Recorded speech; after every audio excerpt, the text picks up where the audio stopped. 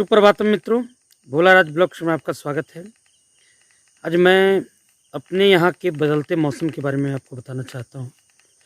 इस वर्ष जो वर्षा ऋतु है वो थोड़ा लेट से आई है। पूरा का पूरा आषाढ़ का महीना जो होता है, आषाढ़ जिसे हम लोग आधा जून और आधा जुलाई उसके पीरियड में लगभग आता है। थोड़ा 2-4 दिन का आगे पीछे हो सकता है। हिंदी जो हमारा चित्र जो हमारा अपना महीना है, चैत वैशाख जेठ आषाढ़, उसके अकॉर्डिंग और जनवरी फरवरी के अकॉर्डिंग थोड़ा चेंज हो सकता है। लेकिन हमारे यहाँ आषाढ़ महीने में चावल की खेती, जो खरीफ फसल होता है, चावल यहाँ देख सकते हैं, मक्का अभी हो चुका है, ये सब की खेती बड़े पैमाने पर होती है हमारे गांव में। अब इस वर्ष लेट से वर्षा हुई, पूरा आषाढ़ वर्षा नहीं हुई।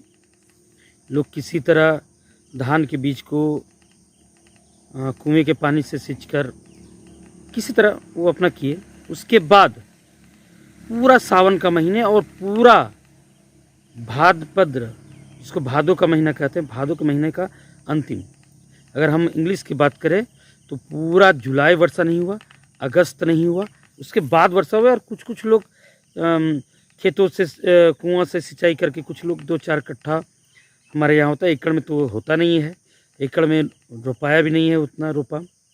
तो धान का पौधा बहुत कम एरिया में लगा, और जब लगा भी तो ये हमारे यहाँ जो वर्षा समाप्त होने का, झारखंड में स्पेशली झारखंड में वर्षा जो समाप्त होने का हर वर्ष का जो समय है, आश्विन के महीने में दुर्गा पूजा तक वर्षा समाप्त हो जाती है। और दुर्गा पूजा से लगना शुरू हो जाता था हमारे यहाँ रबी की फसलें, खासकर आलू या मटर या और भी चना वगैरह हैं, वो लगना शुरू हो जाता है। लेकिन इस वर्ष उल्टा हो रहा है, लेट से वर्षा शुरू और लेट तक चलता जा रहा है, जिसके कारण एक तो खरीफ फसल को नहीं उगा पाए लोग, और दूसरा अब अधिक वर्षा होने के कारण इस एरिया में मिट्टी गिल्ली है। तो आप देख सकते हैं इस समय कब की ये जो इसका मक्का का फसल है कभी निकाल लिया गया है, लेकिन अभी तक इसकी जुताई नहीं हो पाई है, क्योंकि यहाँ की मिट्टी जो है पूरा गिल्ला है, और मिट्टी गिल्ला होने के कारण इसकी जुताई नहीं हो पाई है। और ये सब जुताई होकर रबी के फसलों के लिए सब खेत तैयार है। आलू लगेंगे, मटर लगेंगे, जो भी रबी की फसलें हमारे यहाँ है, पत्ता गोभी, फूल गोभी, ये सब लगेंगे। कुछ सेम भी लगता है, जैसे फरसबीन वगैरह, बहुत सारे हरी सब्जियों की खेती भी होती है। तो इस पीरियड में अभी किसान लोग इंतज़ार ही कर रहे हैं कि कब हमारा खेत सूखेगा, कब ड्राई होगा, उसके बाद फसलों को लगाएंगे। तो ये बहुत बड़ा क्लाइमेट चेंज, जलवायु परिवर्तन होने का आभास हो रहा है, और कहीं ना कहीं ये प्रदूषण इसके लिए बहुत बड़ा रोल प्ले कर रहा है।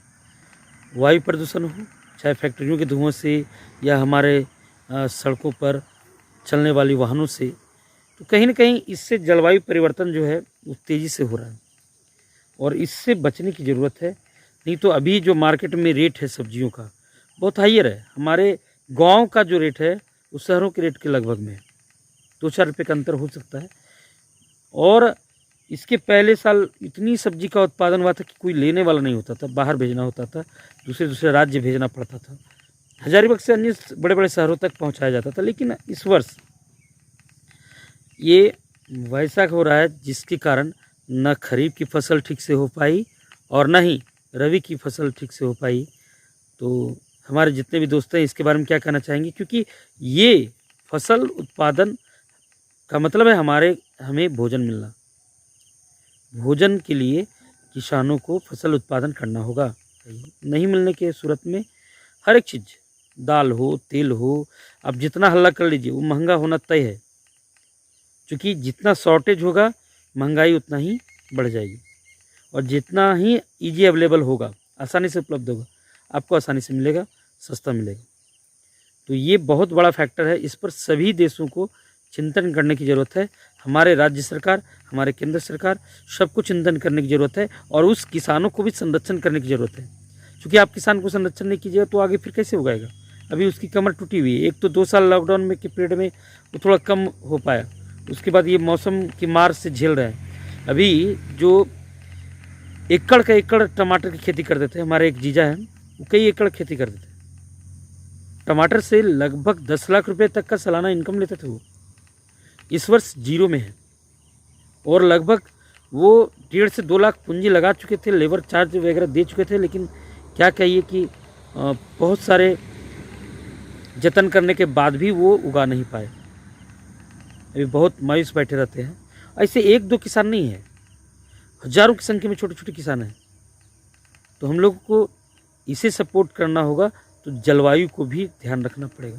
छोटे किसान जो आपके शहर में बेचने के लिए जाते हैं, चौक चौराहों पर आपको मिल जाते हैं, या आप कहीं सफ़र कर रहे हैं तो गांव के बाहर छोटी छोटी मंडियां लगी रहती हैं, 2-4 लोगों का एक छोटा सा बाज़ार रहता है। आप सब्जी वहाँ से खरीदिए और मोल भाव कम कीजिए। बहुत परेशान है वैसे लोग। हमारा भी ये खेत है, हम लोग भी खेती करते हैं, लेकिन इस वर्ष खेती नहीं के बराबर है। खुद हमारे यहाँ टमाटर नहीं आ रहा है। पहले मैं टमाटर बेचता था, अभी खाने के लिए टमाटर नहीं मिल पा रहा है, क्योंकि इस वर्ष हो नहीं पाया उस टाइप का। जो पहले तो वर्षा नहीं हुई, वर्षा नहीं तो हमारे यहाँ कुएं का जो जल स्तर था बिल्कुल नीचे चला गया था। अब हुआ भी है तो वर्षा इतना अधिक है कि बार बार उसमें कीड़े लग जा रहे हैं, धूप सही से नहीं मिल पा रहा है, और अब तक चल रहा है। अब दूसरी बड़ी समस्या होने जा रही है। आप देख सकते हैं हमारे पीछे कुहासा लग गया है, कोहरा छा गया है, फॉग आ गया है। और ये फॉग जो है उस सब्जियों के राजा जिसको आलू कहते हैं, आप उसके लिए बहुत ही खतरनाक है। आप इससे झुलसा रोग हो जाता है उसमें, आलू में, और वो मर जाते हैं। 1-2 साल पहले मेरा भी बहुत अच्छा, मैंने बहुत बड़े एरिया में आलू का फसल लगाया था। थोड़ा सा दूरी है यहाँ से उस खेत की, वहाँ पे लगाया था और अच्छा फसल हुआ। लेकिन ऐन वक्त पर जब आलू का साइज बड़ा होने वाला था, उसके पहले ही झुलसा रोग लगा और सबका सब, तो बहुत अच्छा इनकम नहीं ले पाए थे। अब इस वर्ष हो सकता है कि अभी थोड़ा बहुत लगाएं। चलिए, अगर ये वीडियो आपको अच्छा लगा हो तो आप नए हो तो चैनल को सब्सक्राइब कर लीजिए। ऐसे ही बहुत सारी जानकारियाँ आपको इसके माध्यम से मिलती रहेंगी। लाइक कीजिए और कमेंट जरूर कीजिए। कमेंट जो भी आपको हो, अच्छा हो बुरा हो, कमेंट जरूर कीजिए। आज भर के लिए इतना ही। भारत माता की जय। वंदे मातरम।